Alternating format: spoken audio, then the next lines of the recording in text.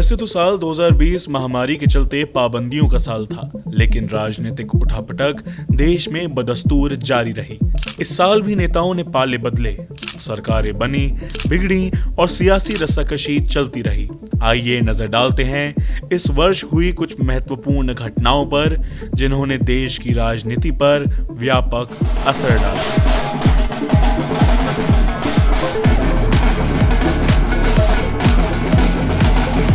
साल की सबसे बड़ी सियासी घटना रही कांग्रेस के वरिष्ठ नेता और राहुल गांधी के करीबी ज्योतिरादित्य सिंधिया का अपनी पार्टी से मोहभंग। गुना मध्य प्रदेश से 2019 का लोकसभा चुनाव हारने वाले सिंधिया को जब कांग्रेस ने राज्यसभा नहीं भेजा तो सीएम कमलनाथ और दिग्विजय सिंह के नेतृत्व पर सवाल उठाते हुए उन्होंने 10 मार्च को कांग्रेस से इस्तीफा दे दिया। कांग्रेस ने बहुत मान मनूवल की, लेकिन वे भाजपा के होकर ही माने। उनके पीछे पीछे 22 और कांग्रेस विधायक बीजेपी में शामिल हो गए और कमलनाथ सरकार गिर गई। शिवराज सिंह चौहान एमपी के फिर मुख्यमंत्री बने और उपचुनावों में बीजेपी ने 19 सीटें जीतकर शिवराज सरकार को बहुमत दिला दिया। बीजेपी ने सिंधिया का एहसान उन्हें राज्यसभा भेजकर और उनके वफादार विधायकों को मंत्रिमंडल में जगह देकर चुकाया।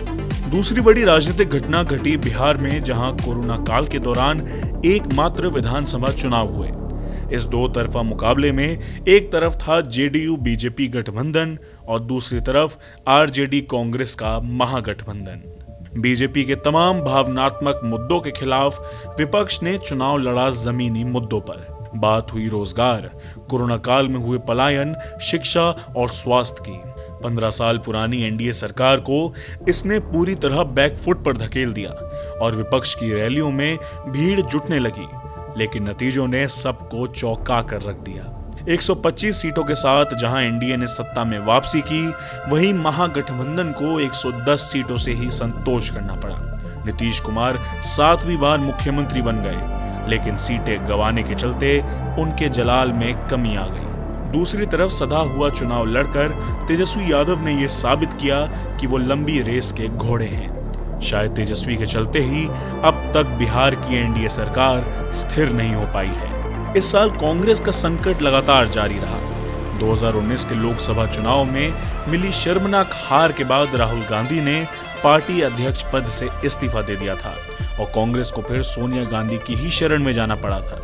इससे पूरा 2020 नेतृत्व का संकट झेलते हुए गुजरा। कहा जाता है कि बढ़ती उम्र के कारण सोनिया गांधी रिटायरमेंट चाहती हैं और राहुल गांधी दोबारा अध्यक्ष बनने को तैयार नहीं है।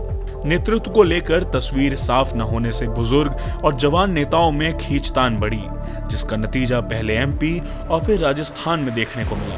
एक समय पर सचिन पायलट अपने साथी विधायकों के साथ लगभग राजस्थान के सिंधिया बन ही चुके थे। बची कुची कसर 23 नाराज नेताओं ने बाकायदा चिट्ठी लिखकर पूरी कर दी, जिसमें उन्होंने आला कमान की सक्रियता पर सवाल उठाए। साल 2020 में भले ही बीजेपी का झंडा और बुलंद रहा हो, लेकिन एनडीए का साइज छोटा हुआ है। नागरिकता कानून को लेकर बीजेपी ने पूर्वोत्तर में कई सहयोगियों की नाराजगी मोल ली, लेकिन उसने अपने एजेंडे में कोई बदलाव नहीं किया। बिहार विधानसभा चुनावों के दौरान बीजेपी पर लोजपा के जरिए जेडीयू को कमजोर करने का आरोप लगाया गया। बाद में कृषि कानूनों पर बढ़ते जन दबाव के चलते सबसे पुराने सहयोगी शिरोमणि अकाली दल ने एनडीए छोड़ दिया। इसी तरह नागौर सांसद हनुमान बेनीवाल की आरएलपी भी एनडीए से अलग हो गई। हरियाणा में सहयोगी जेजेपी पर बहुत दबाव है, लेकिन बीजेपी लगता है कि एकला चौलोरे की राह पर है। हाल में ही अरुणाचल प्रदेश में 6 जेडीयू विधायकों को बीजेपी में शामिल करके उसने अपनी रणनीति साफ कर दी है, जबकि बीजेपी बिहार में जेडीयू के साथ मिलकर सरकार चला रही है। इस आत्मविश्वास का कारण भी है उसके पास 303 सीटों का विशाल मैंडेट और मोदी शाह की आक्रामक राजनीति है। जम्मू और कश्मीर में धारा 370 के हटने के बाद पहली बार चुनाव इसी वर्ष हुए। जिला परिषद चुनाव से पहले केंद्र सरकार ने कई विपक्षी नेताओं को नजरबंद किया और माहौल बनाया कि कश्मीर के लोग 370 हटने के बाद खुश हैं।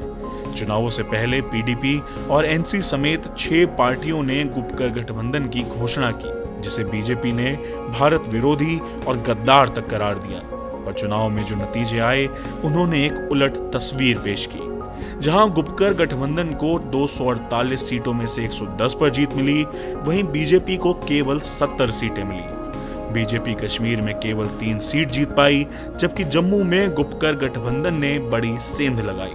बीजेपी ने मीडिया के जरिए इसे अपनी बड़ी उपलब्धि के रूप में प्रचारित किया, लेकिन हकीकत है कि तमाम तकलीफों को झेल रहे घाटी के आवाम ने अनुच्छेद 370 हटाने के फैसले को खारिज कर दिया है।